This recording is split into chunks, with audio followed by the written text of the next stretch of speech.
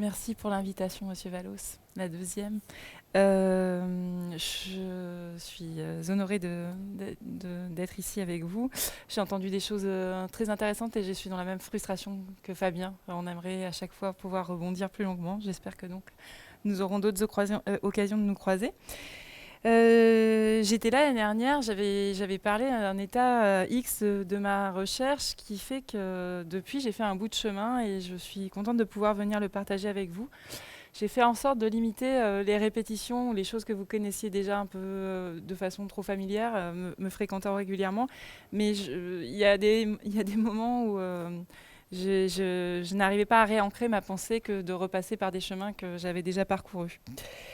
Donc je vais vous parler de données qui vont jusqu'à la question de la posologie en partant de cette question de la quantification des images et de leur rapport à devenir données, de la façon dont elles deviennent données.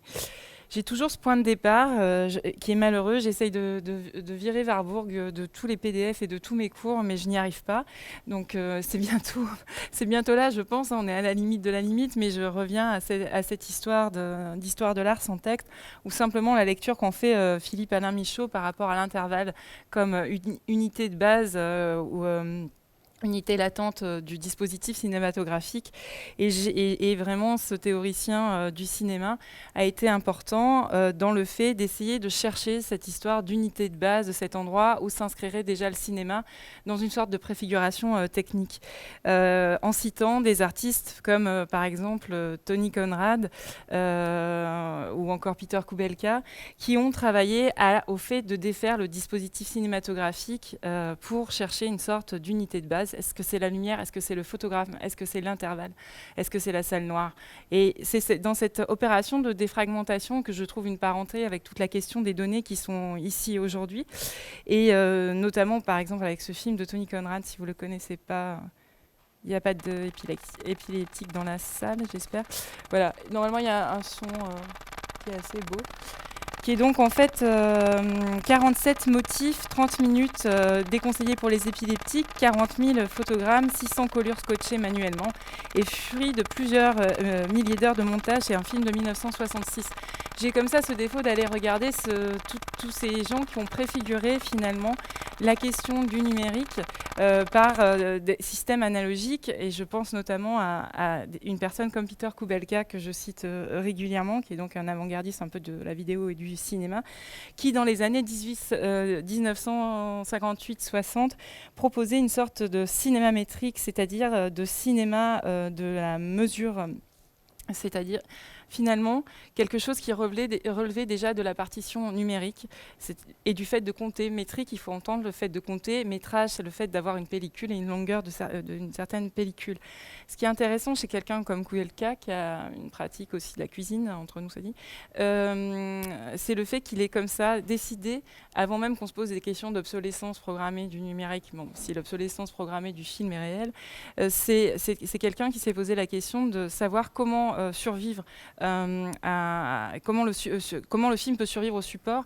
Et de la seule façon qu'il ait compris ça, c'est finalement de compter les photogrammes et de proposer des partitions de photogrammes et de se dire que si je mets un noir ou un rouge à tel endroit de la pellicule, ça n'a pas d'importance. Si je couche ça sur le papier, alors le film existe pour toujours puisqu'il est réinterprétable, il peut être rejoué. Donc avant même le numérique, je pense vraiment que c'est des gens qui ont pensé le numérique avant même que celui-ci soit activement présent. Une des idées qui est très importante aujourd'hui aussi chez Kubelka, c'est l'idée dans une sorte de ce que j'avais appelé moi un cinéma naturel. C'est quelqu'un qui regarde le cinéma et qui aspire à un cinéma qui ressemble à des cycles cosmologiques comme le lever du soleil ou la pluie ou les fontaines, et qui travaille à des cinémas de la variation qui ne s'apparentent plus à une linéarité qui va du début à une fin, mais qui accompagne comme la course des nuages nous accompagne. Et je pense que du coup, de ce fait-là, il s'apparente à un certain modèle de description de ce que peut être aujourd'hui les pratiques de l'image connectée, par exemple. Voilà. Il y a une deuxième image dont j'arrive pas à me défaire, mais ça c'est en cours. C'est la fameuse notion d'échantillonnage de Nelson Goodman, qui, dans Manière de faire des mondes, propose cette figure pour parler de l'échantillonnage du rouleau de tissu et qui explique que donc la question de l'échantillonnage, c'est le fait de s'entendre sur des qualités projetables qui fait qu'on comprend, on va dire, une texture, une matière, une couleur du rouleau de tissu, mais que dans cet échantillonnage, il y a forcément et nécessairement une faillibilité plus ou moins grande, plus ou moins grave, et un échec finalement de la grille. Le saut que j'ai, enfin je continue beaucoup c'est une notion qui m'habite vraiment, cette histoire d'échantillonnage. Et puis j'ai pensé, j'ai redécouvert ce qu'avait été le scandale de Cambridge Analytica par exemple. Je prétends pas en parler de façon, voilà, je suis pas statisticienne là, mais à un moment donné, c'est justement à partir d'un échantillonnage de population et selon la construction d'une certaine grille de lecture, pardon, à savoir comment le modèle électoral, démocratique est construit aux États-Unis avec ce système des grands électeurs. Donc à partir de là, comment on arrive à faire basculer une élection en s'adressant uniquement à une toute petite partie échantillonnée de la population, à savoir que c'est 77 000 électeurs dans certains États qui ont fait la différence par rapport à 3 millions qui avaient voté en faveur d'Hillary Clinton. Et moi, ce qui m'intéresse là, c'est finalement ce qui a été perdu au moment de l'échantillonnage ou de la création de la grille de lecture de ce monde, qui arrive à faire basculer le monde d'un côté ou d'un autre, là, qui a une incidence politique majeure et réelle. Et pour revenir à la question de l'image, parce que je la perds jamais, et si jamais vous avez le sentiment une seconde que j'ai perdu l'image, vous m'y ramenez, mais normalement c'est impossible. C'est vraiment mon moteur. Je cite moi aussi Mitchell Whitelaw, qui est donc ce chercheur canadien, qui lui a travaillé sur la figure du scanner. Donc c'est une figure qui m'intéresse parce que c'est pas la même question de l'optique qu'on a dans l'appareil photo. C'est la figure d'une image-temps en ligne. Donc il y a une durée, une timeline qui s'opère ici. Il a fait un certain nombre de prélèvements. Moi je suis très attachée aussi à la notion de prélèvement pour rejoindre Fabien et d'autres ici.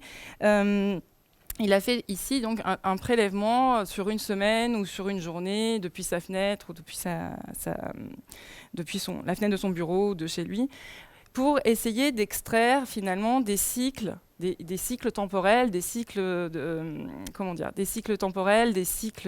d'événements, des régularités. Il explique qu'il arrive à lire ces images et qu'il a créé une sorte de savoir et de connaissance à partir de la lecture de ces scanners, donc de ce réel et de cette temporalité qui est comme ça agendée par une ligne image. Donc à savoir que comme l'image est toujours le fruit d'un échantillonnage, Mitchell Whitelaw renvoie à un statisticien, je ne sais pas si vous le connaissez ici, qui s'appelle Edward Tufte et qui est donc un théoricien de la question des sparklines. Les sparklines, ce sont des petits codes graphiques qui parlent finalement d'une variable qui évolue dans le temps et qu'on pourrait presque insérer dans des textes. Donc il y a un très long travail d'Edward Tufte là-dessus, c'est un travail un peu ancien maintenant. Et ce même Edward Tufte qui dit que quand vous mesurez la température, quand vous avez un outil pour mesurer la température, ce que vous mesurez, c'est uniquement la chaleur, il y a finalement à l'intérieur de la prise image une étendue des mesures possibles qui relève, selon Whitelaw, de la carotte de forage. C'est-à-dire qu'il y a une étendue des mesures possibles qui est vraiment plus multi-outil que peut l'être un capteur de température, par exemple.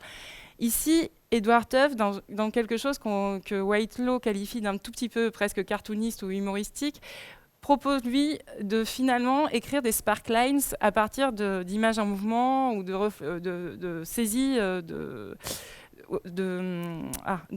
reflets dans l'eau et d'images de reflets dans l'eau, de courants ou de flux naturels. Et en gros, il exprime que c'est pas plus ou moins inopérant que dans ces wave fields, même s'il y a une dimension un peu ironique, que de faire des sparklines pour les flux financiers ou pour des données biologiques. Se baser sur l'image, c'est pas moins opérant finalement. Ce qui m'a, moi, longuement tenu, enfin qui continue un peu, enfin de façon un peu différente aujourd'hui, c'est cette histoire de la mesure de la distance à travers la mesure de l'image. J'ai longtemps travaillé donc avec Jean-Louis Boissier et notamment sur une pièce qui s'appelait Les Perspecteurs. Les perspecteurs, c'est les gens qui sont qualifiés pour dessiner la perspective, en fait. Et donc, il faut pas oublier quelque chose. L'image est le fruit d'un échantillonnage, elle est aussi le fruit d'une optique. Une optique est le résultat d'un calcul possible. Et donc, en son sein, elle porte une mesure.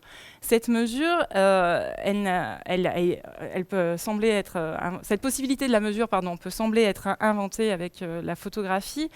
Et à la fois, elle est préfigurée ou elle existe déjà dans les premières tentatives, on va dire, d'images calculées. Je dis ça avec une extrême prudence, n'étant pas historienne de l'art. Elle est liée à une certaine invention de la perspective. Ici, quand j'ai travaillé avec Jean-Louis Boissier sur les perspecteurs, nous avons travaillé en hommage à ce tableau de Lorenzetti, qui est donc une annonciation. Cette annonciation, elle préfigure ce qui arrivera plus tard, donc à savoir l'invention de la perspective en peinture. Et elle est souvent, la figure de l'annonciation a souvent un lien fort avec l'histoire de la perspective, et je vous renvoie au texte pour cela de Daniel Arras, qui explique que finalement la mesure, la perspective est là pour signifier la question de l'incarnation, et c'est le moment où l'immensité vient dans la mesure, l'infigurable dans la figure, l'incirconscriptible dans le lieu. Donc il y a cette relation entre mesure de l'image et la chose non mesurable, la chose divine, la chose qui nous échappe, et c'est quelque chose qui est revenu à moi récemment, à savoir comment finalement échapper à la mesure. Je pense que c'est des questions qu'on peut se poser tous. Et effectivement, je me suis souvenu d'Arras sur cette histoire d'incommensurabilité, et que parfois la mesure, elle est aussi là pour souligner ce qui n'est pas mesurable. Voilà. À partir de là, je recite rapidement cette pièce qui est l'amulette, simplement pour rappeler que dans l'histoire de la mesure de l'image, il y a un travail personnel qui est vraiment d'arriver à depuis l'image, l'objet préhensible, et à retourner à un objet qui soit attrapable dans une sorte de fantasme terrible, probablement de ne pas réussir à accepter que les choses s'en aillent et se perdent. Et ici, donc, à partir d'une image en 3D dont on fait le tour du corps, on est arrivé à un objet qui est une petite statuette de bronze qui s'appelle l'amulette, et qui, finalement, elle aussi, est censée signifier une forme d'incommensurabilité, c'est-à-dire le désir de fertilité, la projection maternelle sur c'est un hommage à la Vénus de Willendorf. Donc cette projection-là incommensurable sur un objet qui est le résultat d'une mesure optique et d'une photographie. Ensuite, j'ai récemment découvert le texte de Marcel Beyer, Étude des nuages. C'est un texte qui m'a pas mal touchée, c'est un conseil de Nicolas Giraud, et qui dit qu'en gros, on ne peut pas s'empêcher de voir des images dans les nuages.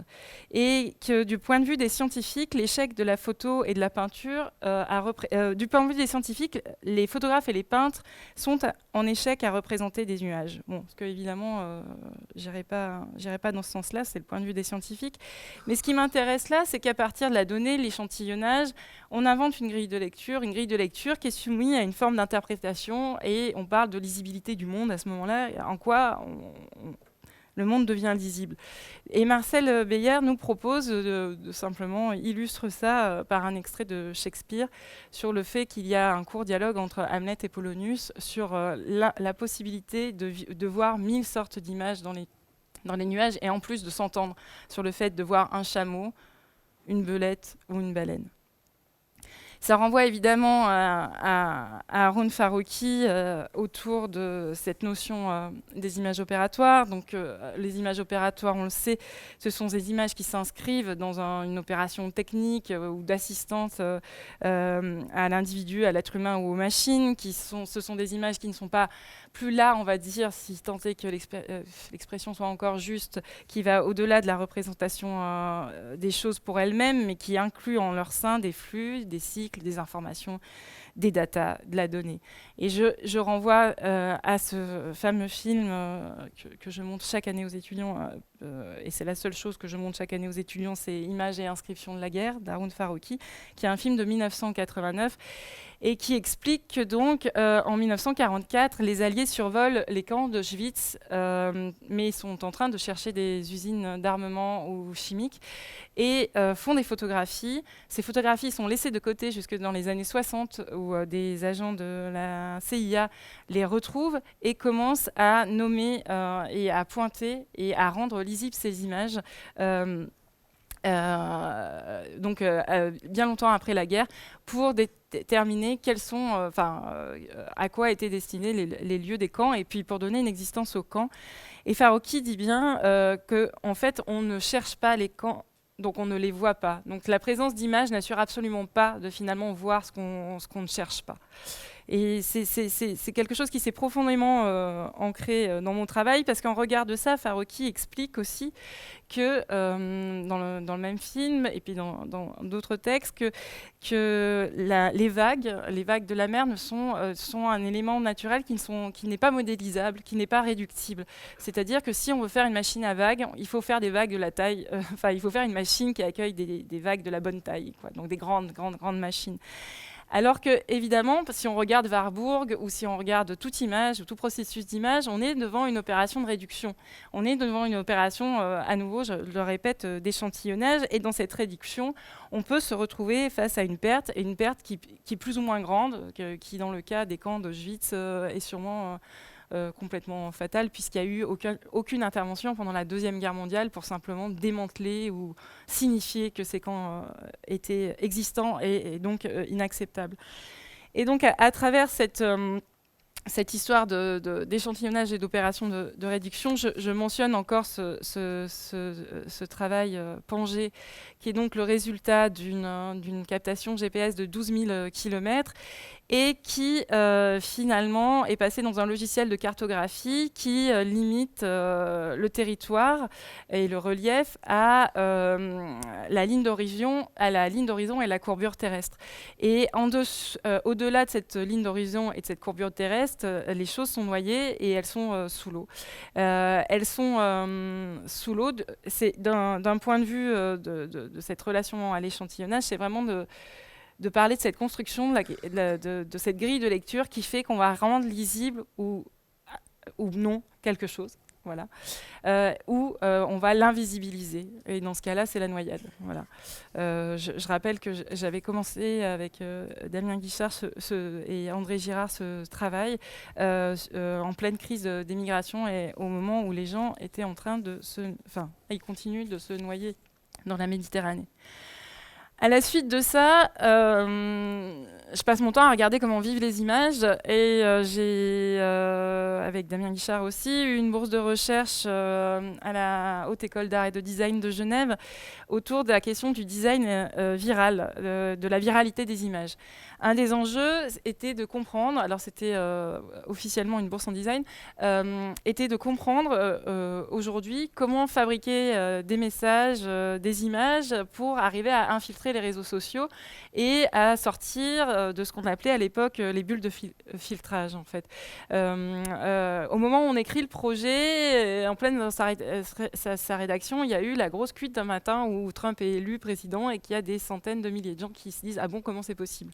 Et simplement parce qu'il y a cette organisation des réseaux sociaux qui ont un effet de miroir, où on a le sentiment, on ne fréquente que des gens qui nous ressemblent. Alors on dit, c'est comme dans la société, mais on oublie. Donc voilà, et donc on a le sentiment que si on est attaché à un certain type de personnes, tous les gens sont d'accord avec nous, tout va aller bien, et puis on est tous écologistes, on trie nos poubelles et tout va bien.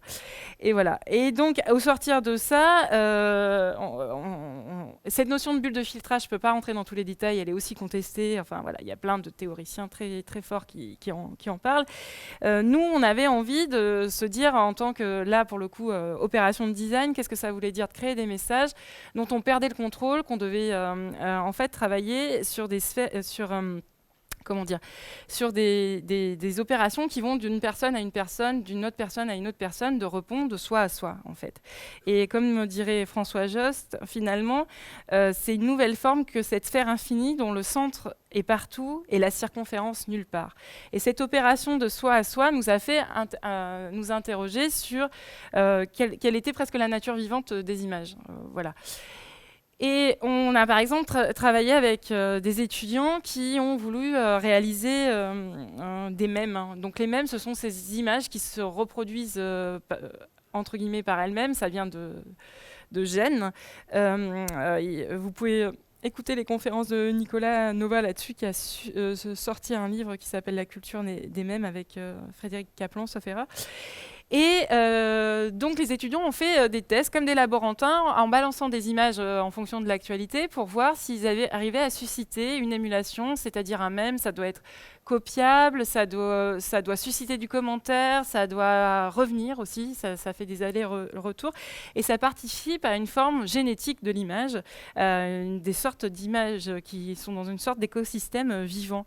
J'ai eu la chance de pouvoir discuter, écouter Thierry Bardini, qui est un sociologue québécois, et qui parle de cette addiction entre notre code génétique et notre code informatique, et qui fait vraiment le parallèle entre viralité et virus, c'est-à-dire qui considère que les entités biologiques et entités informatiques, n'ont plus d'autre temps que le temps réel et sont dans un travail de presque... de filiation entre guillemets, voilà.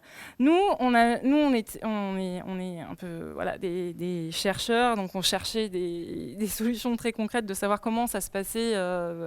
On a utilisé 2 stratégies.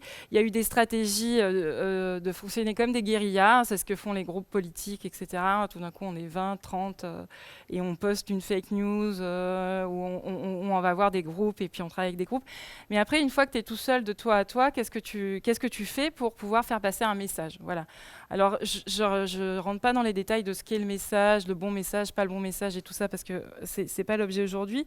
Mais à un moment donné, il a fallu que je me dise, ok, le message doit partir de moi, parce que c'est le principe des réseaux sociaux. Donc, il a fallu que aussi je travaille beaucoup plus sur les réseaux sociaux, que je raconte ma vie toutes les 2 heures, que je rende un peu mon Facebook, ce que j'ai complètement laissé tomber d'ailleurs depuis, c'est vraiment dire que je raconte que ma vie était absolument extraordinaire et tout simplement pour augmenter mon aura virale, ce que j'appelle mon aura virale.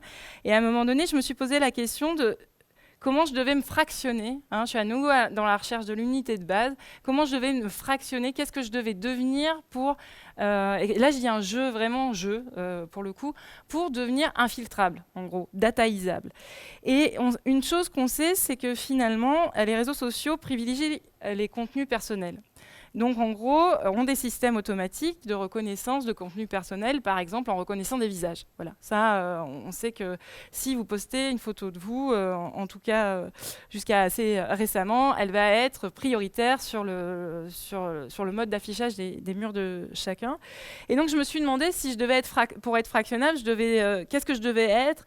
Une cousine, une sœur, une fille? Parce qu'à des moments donnés, je finissais par raconter des histoires de design viral à travers ma filiation familiale. Une femme ou en tout cas un visage. Et ça m'a conduite à devoir comme ça être dans l'auto-exposition permanente, puis qu'il fallait que j'ai en tout cas un visage, c'est-à-dire 2 formes arrondies qui forment des yeux, et devenir identifiable pour arriver à devenir un peu politique. Ce qui a été un des grands chocs un peu... on le savait sans le savoir, mais quand on le fait, on le comprend mieux. C'est à quel point on discutait d'abord avec des algorithmes avant de discuter avec des gens. Voilà, on discutait d'abord avec de la donnée avant de discuter avec qui que ce soit. Et ça a été une des expériences. On en a eu beaucoup. On a beaucoup échoué aussi. On a pas mal réussi, mais on a beaucoup échoué.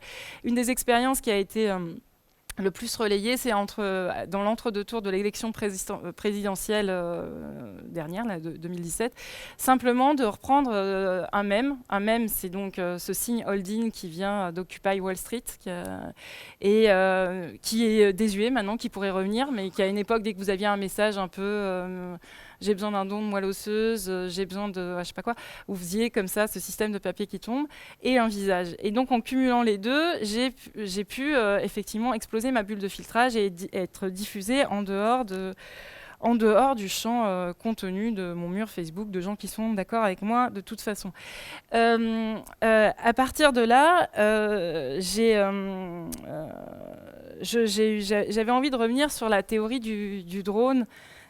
Si ça a l'air de repartir, mais ça va revenir, de Grégoire Chamaillou, que je cite régulièrement aussi aux étudiants, qui est donc sur la base de ce couplage de la caméra et de l'algorithme, finalement, on déclare des motifs du vivant en observant des terrains hostiles, entre guillemets, comme des villages en Afghanistan, par exemple, et qu'on sait que donc il y a toute une guerre qui est menée à distance par les États-Unis, entre autres, et une guerre qui a une tendance méchante à s'automatiser et donc à échouer.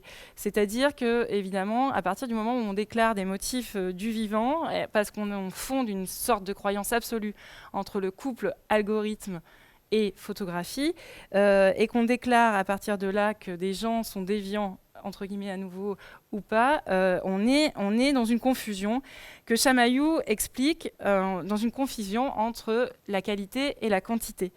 En gros, ce que Chamaillou explique, et c'est quelque chose qui est vraiment, je pense, un fondement du regard qu'on doit avoir sur les données, la quantité de données ne fait jamais la qualité de l'objet, en fait. C'est pas parce qu'on cumule des tonnes et des tonnes de quantité de données qu'on sait exactement ce qui est en train de se jouer. Et on peut avoir des échecs. Je recite Nelson Goodman qui dit qui repart de Démocrite, qui dit que finalement, l'idée est que si vous coupez les choses en tranches suffisamment fines, tout devient identique. Toutes les particules se ressemblent. La façon dont elles s'assemblent fait l'eau, l'air, le feu ou la terre ou n'importe quoi. À la qualité se substituent quantité et structure. Ce qui vient à dire ici que en fait, la somme des parties semble supérieure au tout, puisqu'il fait dire à l'image le mot terroriste, que le fractionnement du vivant par le prisme de l'image oublie qu'il y a l'interface de l'image et que finalement, l'image est d'abord le résultat imparfait d'un échantillonnage partiel et que de la quantité des images et des données, on ne peut pas tomber et on ne peut pas définir la qualité du vivant. Et c'est pour cela que je tenais un peu à revenir sur Grégoire Chamaillou. Toute une dimension, moi, du travail théorique dans lequel je suis, c'est de savoir si, à partir des images, des images, de la captation des images, on peut finalement trouver de nouveaux modèles de description du monde, quelque part. Et un des piliers de cette pensée, de cette pensée pour moi, a été le vidéaste et théoricien Hollis Frampton, quand il parle donc de ce fameux cinéma infini, et qui considère que chaque image, donc on est dans les années 70, et qui considère que chaque image enregistrée est finalement s'ajoute à une grande opération à l'échelle mondiale et à l'échelle de l'humanité. Et ce qui m'a fait finalement regarder toute pratique de l'image et toute captation des images comme une pratique géodésique. La géodésie, c'est la science de mesure de la Terre et du globe terrestre, et que comme les images sont le résultat d'une optique et d'un calcul, on peut s'imaginer dresser des cartographies, ce que je me suis imaginé faire, à partir finalement de l'optique des images et du champ et contre-champ des images. Ici, c'est donc une expérience que j'ai faite depuis le Brésil, avec une artiste japonaise où nos deux iPhones étaient synchronisés, nos caméras de iPhone étaient synchronisées 50, au niveau de l'orientation, ce qui fait que si elle prenait une image au Japon, je la recevais immédiatement. Le seul moyen de déclencher mon appareil à l'époque était de regarder dans la même direction qu'elle. Ce qui, à partir de là, si on trace des sortes de lignes de fuite, nous faisait regarder dans la même direction.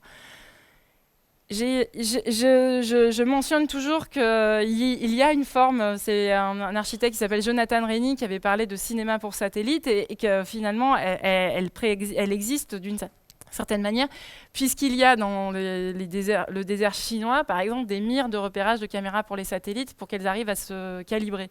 Donc il existe des grandes opérations de fabrication des images à l'échelle du globe total. On est là-dedans.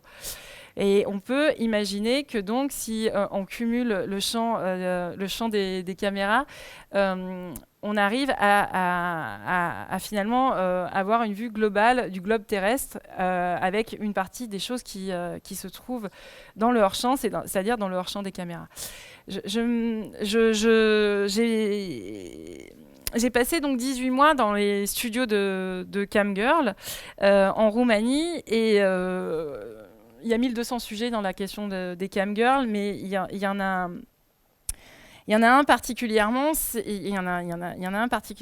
à quel point elle déploie. Il y a 400 000 camgirls en Roumanie, c'est la deuxième industrie locale.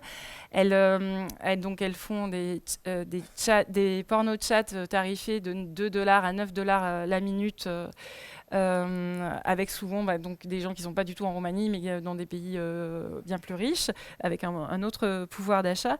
Ce qui m'intéresse dans la question des camgirls et de revenir ici dans Vue et Données un peu plus longuement dessus que d'habitude, c'est cette histoire finalement de recouvrement des images. C'est-à-dire qu'on peut dessiner. Ça, c'est une opération que j'avais faite d'essayer de voir quel était l'impact des œuvres qui traitaient du territoire sur la planète et est-ce qu'à partir de là, on pouvait dresser des lignes de description du monde et une sorte de nouvelle géographie à partir de la relation image et territoire. C'est des vues, c'est des manières de faire des films géodésiques.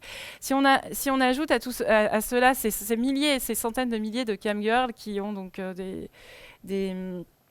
qui ont des face-à-face de webcam avec des clients à l'étranger. On se retrouve pour moi dans une grande machine de vision et je reviens à la question de la vigilance, car je considère que ces femmes ont une vue très juste d'un monde invisibilisé, d'un monde de pratiques sexuelles invisibilisées, mais qu'elles ont à travers leur webcam peut-être la vue la plus juste qu'on n'ait jamais eu du monde en fait. Donc c'est cette histoire de les imaginer comme une grande figure de vigie déployée à l'échelle planétaire qui les convoque aujourd'hui pour moi. Et puis également le fait que quand je parlais de fractionnement de soi, on est au fractionnement total des corps et des pratiques et des classements et des étoiles et des compteurs. C'est-à-dire que les femmes sont sur des sites comme Live Jasmine, donc elles ont des étoiles, elles sont calibrées selon des pratiques sexuelles, des physiques, et elles sont dataisées à mort pour finalement interfacer la question de la sexualité et la question après de l'expérience, disons, plus sensible à travers l'image. Et par exemple, si je prends Sarah One Playing Slut ici, elle a 34 ans, c'est une femme bisexuelle, langue anglais, corpulence généreuse, taille des seins big.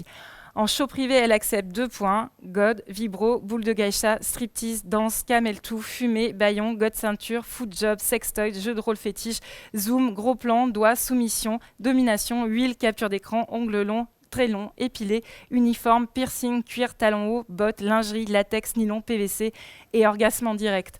L'idée, c'est que donc ici, je ne sais pas vraiment si la quantité des données produit grand-chose de la qualité de la relation ou de la sexualité. Mais ce qui m'intéresse, c'est le fractionnement finalement de la continuité de la sexualité en une sorte de suite de pratiques listées. Et je cherche à comprendre une fois ce qui se passe, une fois que cette liste-là est épuisée, et que si finalement on revient à Goodman, si on finit par tout trancher en choses très fines, si les choses ne finissent pas toutes par se ressembler. Ce qui m'amène un peu au champ dans lequel je suis actuellement, qui est en cours. Mais qui est convergent avec tout ce que je viens de vous dire, c'est que je suis retournée à l'histoire finalement coexistence ou convergente ou carrément confondue entre la naissance de l'informatique et la prise de psychédéliques et notamment de LSD, qui est donc cette drogue de synthèse qui date, sauf erreur, des années 50, ou encore de psilocybine. Il faut comprendre que donc, dans l'histoire des nouvelles technologies, l'histoire des nouvelles technologies est vraiment coexistence de la question de la prise de psychédéliques. Les psychédéliques ont été vus dans les années 50-60 comme un moyen d'augmenter l'humain, d'augmenter sa capacité à se connecter et à toucher un monde qui est plus grand. Donc finalement, dans ma lecture de ce monde qui serait une grande opération globale de captation, d'enregistrement et de restitution des images, la question du psychédélique qui est un moyen de connexion, des psychédéliques qui sont des moyens de connexion à des mondes plus grands, m'intéresse d'un point de vue théorique, je souligne. Il faut savoir que finalement, il y a toutes les années 50, 60 ou 70, toute l'imagerie on va dire, de l'informatique était liée au sentiment de bien-être, de progrès, d'augmentation de la conscience et d'atteindre de nouvelles dimensions. Évidemment qu'on en a fait, voilà, on sait ce que ça devient tout ça, mais peu importe. Moi, ce qui m'intéresse vraiment là, c'est toutes les expériences extrêmement sérieuses qui ont été menées dans le cadre de thérapie psychiatrique. Dans les années 50 et 60. Ce sont des recherches universitaires qui ont plusieurs aspects vraiment riches.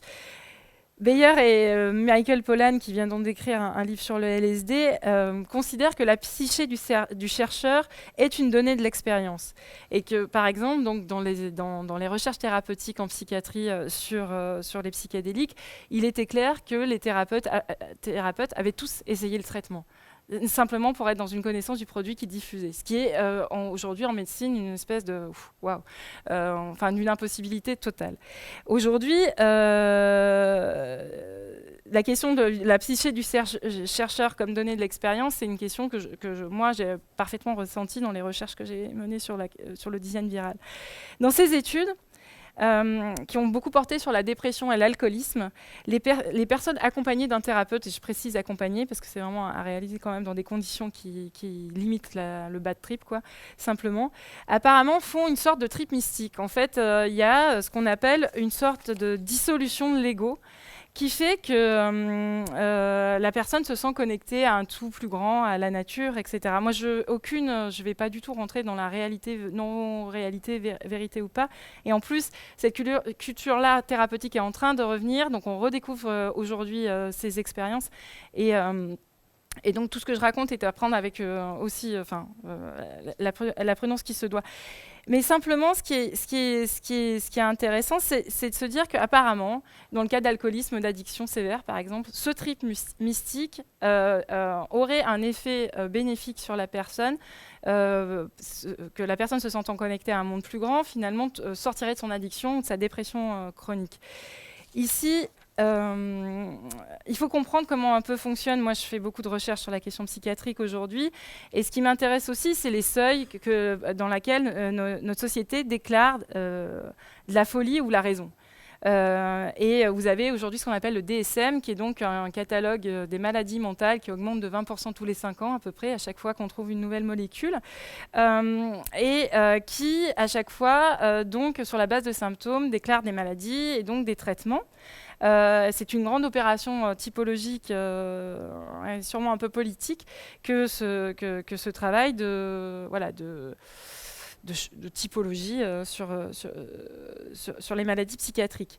Pour moi, c'est un endroit qui est ce que j'appelle la scientifisation du monde à un point qui est clairement problématique, parce que l'état mental devient une maladie, et à une maladie, on a toujours une réponse quantifiée. Donc en gros, en psychiatrie, on reconnaît ne soigner que les symptômes, enfin je vais vite un peu, mais on soigne beaucoup les symptômes, c'est-à-dire ce qu'on a identifié comme étant les symptômes avec un tout qui formerait une maladie. Et en général, on a moins d'incidence, en tout cas, sur la cause plus globale. Il y a plein de choses qui échappent. Enfin, c'est les lectures que je fais de la psychiatrie, aujourd'hui. Et donc, face à cette maladie, on a cette réponse quantifiée. Cette réponse quantifiée, c'est une posologie, une prescription.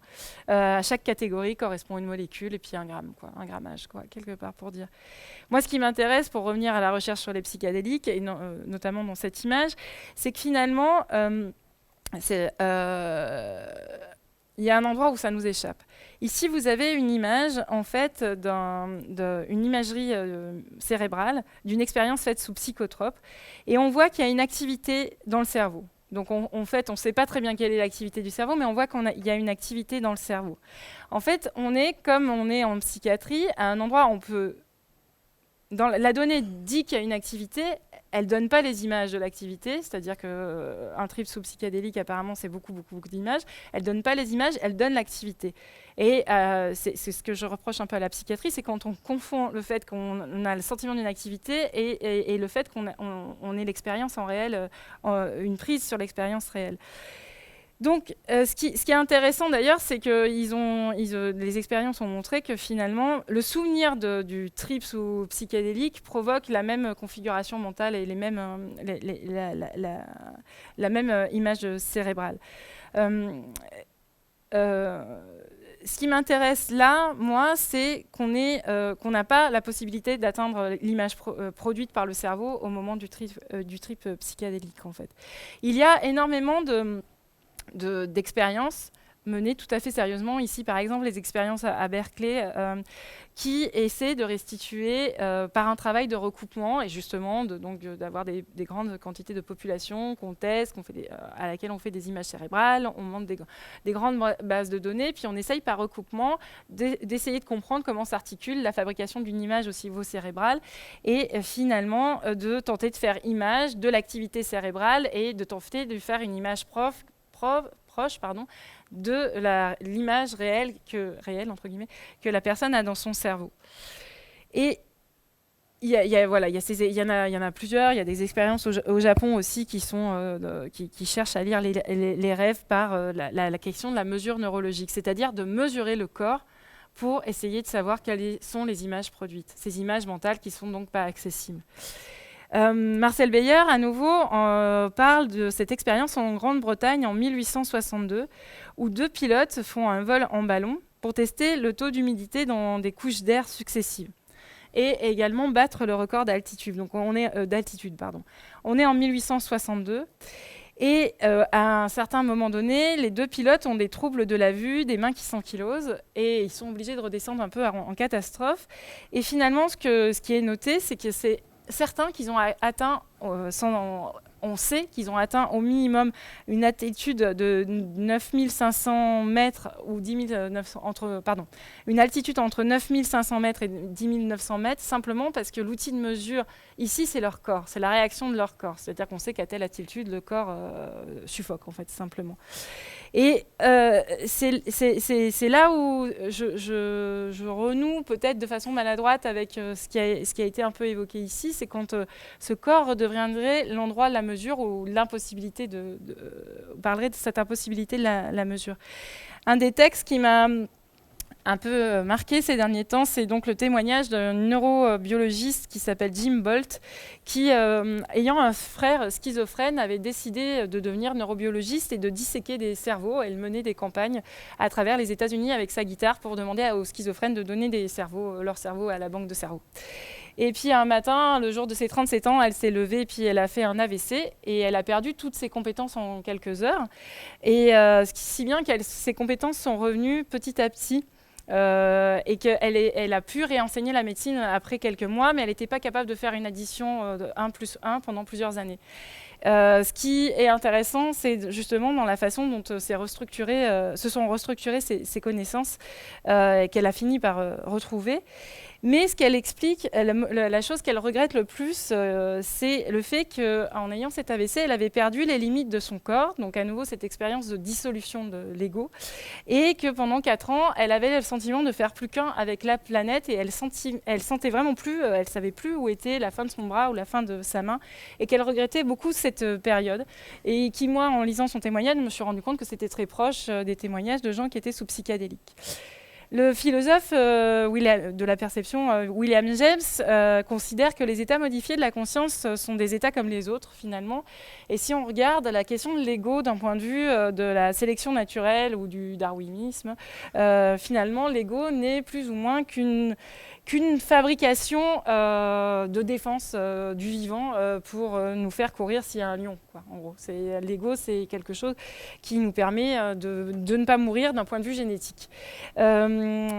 Après, vous savez très bien que quand je fais ces parcours-là, ils tiennent parfois plus de la poésie que de la théorie, mais peu importe. Moi, ça m'alimente pour travailler. Et voilà. Et on sait qu'aujourd'hui, par exemple, les plus grands êtres vivants sont des mycéliums. Il y a un mycélium qui fait plus de 3 km² aux États-Unis et qui a des formes de vivants qui fonctionnent non pas selon l'ego, mais selon des systèmes d'essaims, de fourmilières, de collectivités et notamment tout ce qui est l'ordre du végétal. On a compris maintenant, enfin vous connaissez sûrement un peu ces textes sur le fait que les arbres, les plantes, etc.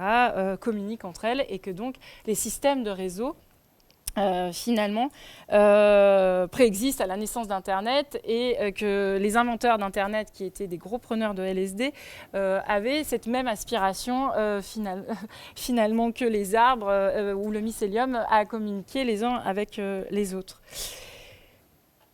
Dans le film réalisé World Brain, réalisé par Stéphane Degoutins et Gwenella Wagon, en 2013, ils font justement ils font un état de l'art, on va dire, des connexions physiques de ce monde, en parlant des systèmes de data center et en parlant du fait qu'il y a des câbles qui passent partout dans la mer ou des satellites et que la façon dont la machinerie humaine s'est déployée de façon physique pour parler de virtualité est impressionnante et très proche finalement d'un système de connexion du vivant.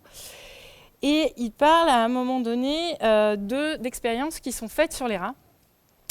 Les rats qui finalement sont à distance, voire parfois plusieurs centaines de kilomètres, mais qui sont connectés au cerveau par des transmissions d'informations par des cellules photosensibles.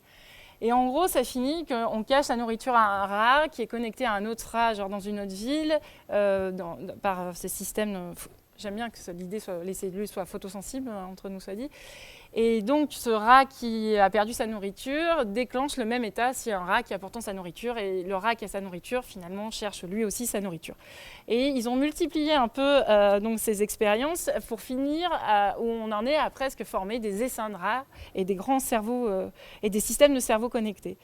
Et si je reviens à mon histoire de géodésie, qui est la science de la mesure de la Terre, je commence à émerger à imaginer que donc, enfin moi pas toute seule, mais je veux dire dans la façon dont la circule la pensée aujourd'hui, c'est que finalement l'ensemble de ces cerveaux branchés les uns aux autres à une échelle planétaire sont aussi quelque chose qui relève d'une forme de mesure de la Terre, dans une espèce de grands rhizomes. Et donc, aujourd'hui, c'est un état X d'un parcours de recherche, de pensée et de pratique qui m'amène ici. Ce qui m'a le plus impressionné dans la pratique, dans le bénéfice apparent dans le bénéfice thérapeutique du LSD, c'est qu'on est à l'endroit de la preuve non quantifiable. En gros, c'est absolument pas prouvable scientifiquement. C'est-à-dire que l'histoire peut-être repose sur un effet placebo, ou alors les champignons cherchent à nous parler, puis la nature est connectée, ça on n'en sait rien. Ce qui m'intéresse, c'est plutôt qu'une des hypothèses aujourd'hui des chercheurs, c'est de dire que ces finalement thérapies sont très bénéfiques parce qu'elles relèvent de la pensée visuelle, c'est-à-dire qu'elles produisent énormément d'images très fortes qui s'ancrent dans l'ADN des gens, quelque part, qui s'ancrent dans la mémoire des gens, et que donc c'est une émotion en image, donc c'est un endroit de fabrication des images. Et ce que je cherche ici, c'est ce qui n'est justement plus quantifiable ou dataisable, et je cherche finalement des images qui ne soient pas transformables en données quantifiables. Et peut-être que c'est à ces endroits-là qu'on les trouve, donc dans l'image mentale ou dans le TRIPS ou LSD, puisqu'ici les qualités restent des qualités, puisqu'ici le bénéfice de la thérapie doit être considéré comme finalement étant bénéfique sans pouvoir être quantifié ni relevé de la posologie ou de la prescription, et qu'elle reste dans l'expérience du sensible qui s'approche finalement d'autres formes du vivant.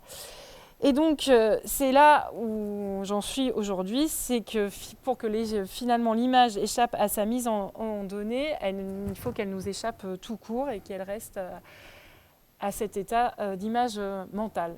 Voilà, merci.